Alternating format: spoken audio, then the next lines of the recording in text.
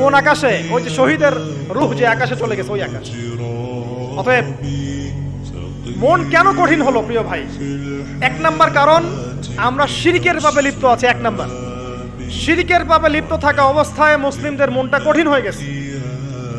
আপনি কি মনে করছেন আমরা শিরক করি না?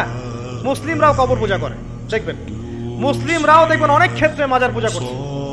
আমি বলিনি যে অলিয়া উলিয়ার মাজার জিয়ারত করা যাবে না, আমি কথা বলছি না, কিন্তু আপনি মৃত মানুষের কাছে আপনার ভালো মন্দ চাইতে পারেন না। কথা বুঝতে পারেন না? আমরা অবশ্যই অলিয়া উলিয়াদের কবর জিয়ারত করব, এটা আপনাকে মৃত্যুর কথা স্মরণ করাবে। তাদের একটা রব আছে, যেটাকে আমরা প্রভাব বলি, এটা আপনার মধ্যে আসবে। আমরা অবশ্যই জিয়ারত করব, জিয়ারত করতে বলেছেন নবী সাল্লাল্লাহু আলাইহি ওয়াসাল্লাম, কারণ এটা আপনাকে পরকালের কথা কি করবে?